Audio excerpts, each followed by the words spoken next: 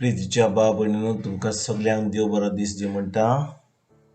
आयज ब्रेस्तार आनी आमचें शोर्तमान जावन आसा म्हत्वाची 9वी चीट 1 ते 8 पर्यंत.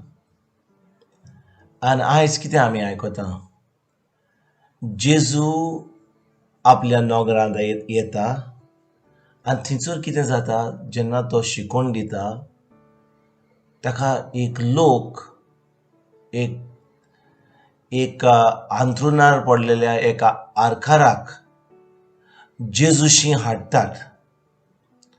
आनी कितें जाता, जेजू तांचो भावार्थ पळयता. कोणाचो भावार्थ? ज्या लोकांनी त्या आरकाराक हाडला थंयसर जेजू कडेन, तांचो भावार्थ पळोवन जेजू कितें म्हणटा त्या आरकाराक, धीर धर पुता, तुजीं पातकां तुका बक्षिल्यांत.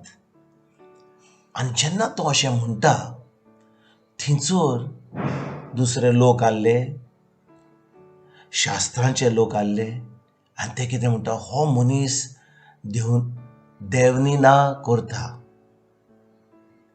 म्हणजे कितें? तो ब्लॅस्फेमी करता. आनी भाव भयणीनो, जेजू तांची उतरां, ते उतर कांय म्हणना, पूण ते आपल्या मनान अशें चिंतात की जेजू देवनिदान करता म्हणून. आनी तो म्हणटा, कितें सोंपें, ह्या मनशाक जो बरो ना ताका उठ आनी वच म्हणपाक सोंपें, ओ ताची पातकां बक्षिल्ल्यान अशें सोंपें. आनी आमी जाणो की तो आरकार मनीस आसलो आनी ताका चलोंक जायनासलें, तो अंथरुणाचेर पडलेलो. आनी जेजू म्हणटालो ताका उठ आनी वच म्हणपाक सोंपें काय ओ बिश्टें म्हणपाक ताची पातकां बक्षिल्ल्यान. पूण तुमकां दाखोवपाक की हांव ह्या संवसारांत हांव जावन आसो मनशाचो पूत, हांव जावन आसो देवाचो पूत, आनी म्हाका हा पदवी पातकां बक्षुपाक देखून ह्या वेळार तो कितें म्हणटा त्या मनशाक, तो म्हणटा उठ आनी वच.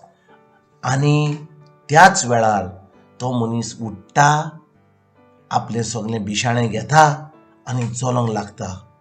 आनी सगळे लोक अजाप जातात ती मिलाक पळोवन. भाव भयणीनो, आमच्याय जिवितांत आमी कितल्यो वस्तू म्हणटा, कितल्यो वस्तू आमी म्हणटा, आमी मागणें करता, हें करता, पूण खरेंच आमी भावार्थ धरता जें आमी म्हणटा तें, वा आमी बिश्टीं उतरां उलयता. जेन्ना आमी जें उलयता ताजेर आमी भावार्थ धरता, तेन्नाच की जीं उतरां आमी भावार्थान म्हणटा, देवाचें उतर आमी भावार्थान म्हणटा, तेंच देवाचें उतर आमच्या जिवितांत घडून येता. आनी भाव भयणीनो, गरज आमकां जें आमी शिकता, देवाचें उतर शिकता, त्या उतराचेर आमकां नियाळ करून तें सजमोवपाक आनी तें उतर आमी पाळपाक आमच्या दिसपट्ट्या जिवितांत.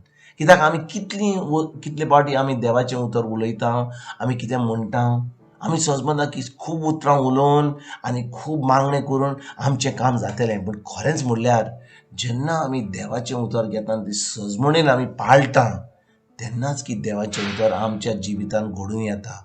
आनी आयज की खेरीत भाशेन जेजू आमकां सजमणी दिता. तो म्हणटा, सोंपें तुजीं पातकां बक्षिल्ल्या म्हणून, ऑर सोंपें जेन्ना आमी कोण बरो ना जाल्यार ताका उठोवपाक आपल्या पिडेंतलो आनी ताका बरी भलायकी दिवपाक जेजूच्या नांवान.